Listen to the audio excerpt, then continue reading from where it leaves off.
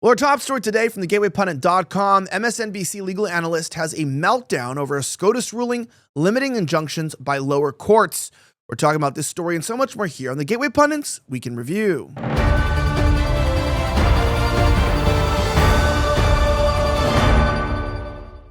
My name is Elijah Schaffer, and this is the Gateway Pundit's Week in Review, where we cover the top stories of the last 24 hours.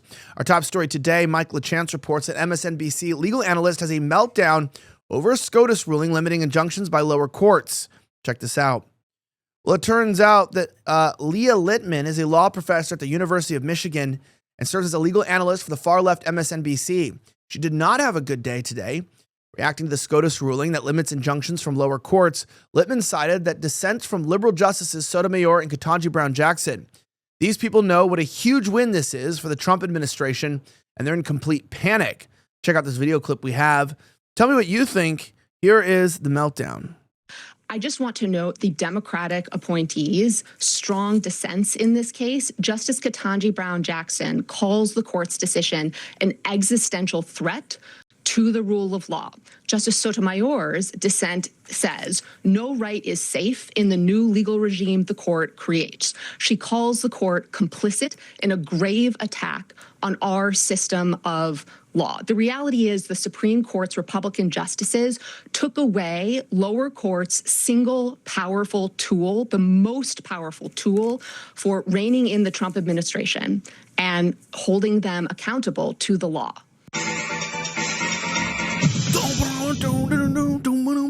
That was a pretty crazy outro there. Well, of course, in the middle of this, that's not the only thing that happened. Check this out. It is effectively yes. Yes, that's a distinct possibility, because if a state isn't allowed to obtain a nationwide injunction, then what the Supreme Court has said is every individual plaintiff, they can only get relief as to themselves individually and their children. So that means an individual, a U.S. citizen baby whose parents haven't obtained a lawyer, that the executive branch could deny them citizenship simply because they were not able to file a case to challenge the order as to them. That is just, I think, an appalling result, given how difficult and expensive it is to obtain lawyers. And again, we're talking about a very vulnerable population here, individuals whose parents might be undocumented, who might be here without legal status, and you are requiring all of them to obtain lawyers to ensure their children are able to have their constitutional right of birthright citizenship. Lisa, I know you want to weigh in too. Yeah, I think a couple of things, Anna.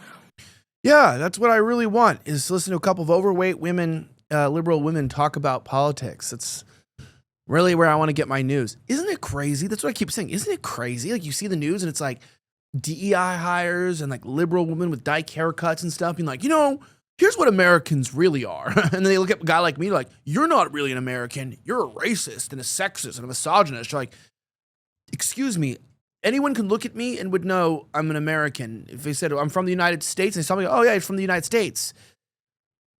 Why do we let crazy liberal women have any say-so in any of our policies or fact-checking or news-making? It doesn't make sense.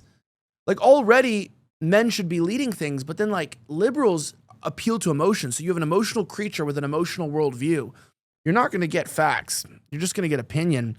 And that's not an opinion, that's a fact. That being said, I also wanted to point out something kind of interesting that many of you guys may not know, but it also turns out that right now MyPillow is having two sales in one. Their first is a closeout sale on Percale bed sheets.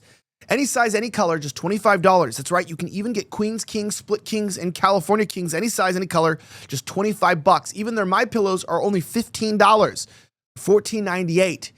The most comfortable pillow you can buy. You should get some for your whole family. Get new sheets, new pillows.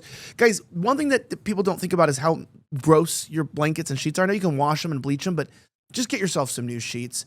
I know my producer here had some of these Percale bed sheets as well. I don't think his camera's on, but they're good. Thumbs up, yes? All right, yeah, they're good. They're better than good. Grab them and also try their new Rev 7 energy drink with Cognizant. This is no caffeine, so you don't get any jitters. If you're looking for that energy without that jittery boost, make sure you check it out. What makes the drink so special is that it's powered with a nootropic. which will actually give you mental clarity and focus. So get your sheets, your pillows, even your energy drinks today at mypillow.com. Promo code Elijah, ELIJAH at MYPILLOW.com, or call 1-800-210-8491. Check it out today before it's too late. Back to the news. It turns out that Democrat Representative Pramila Jayapal, classic American, shares sob story about ICE supposedly abusing pregnant illegal, and it backfires when the migrant's chilling background emerges. Check this out. She says a pregnant woman lost her baby after ICE refused to give her parental care.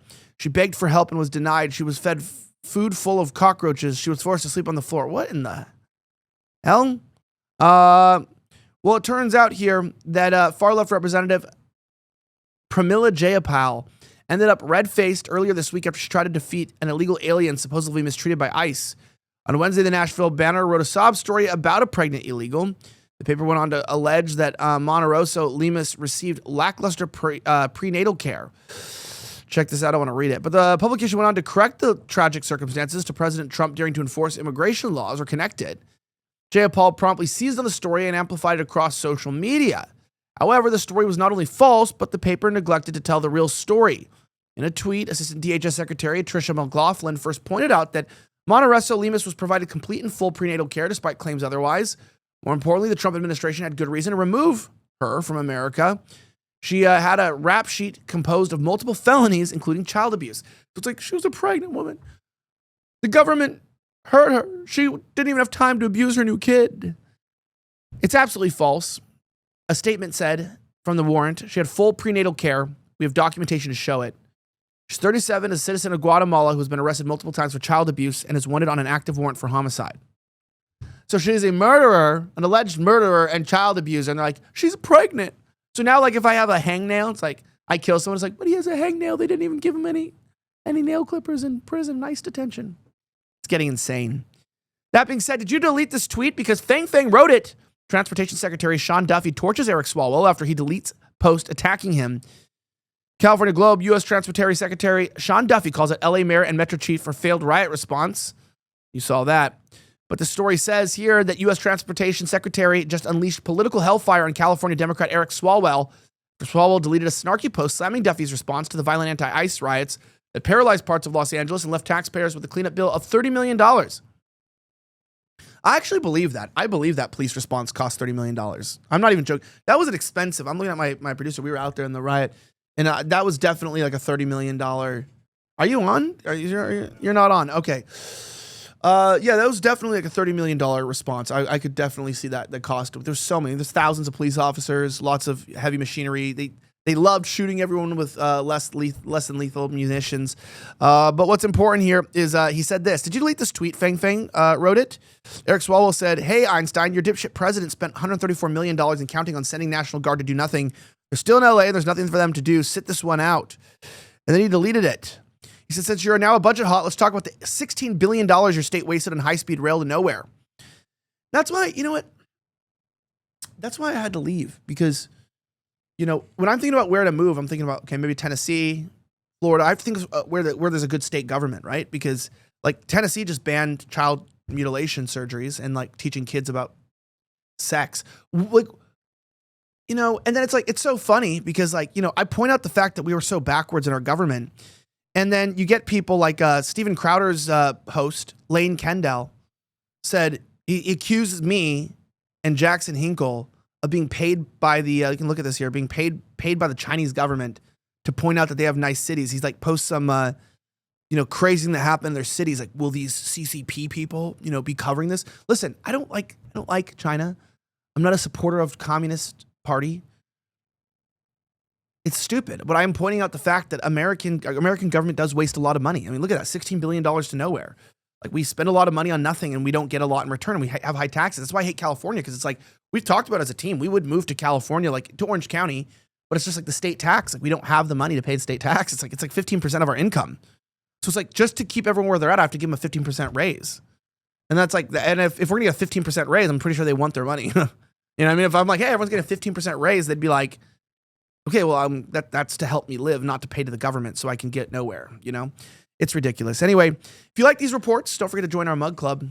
You can get one of these amazing mugs. It's embossed, it's weighty, and you can get it right to your doorstep and support independent media and journalism. I'm Elijah Schaffer. Have a great rest of the week as always, and may God bless the United States of America. I'm signing out.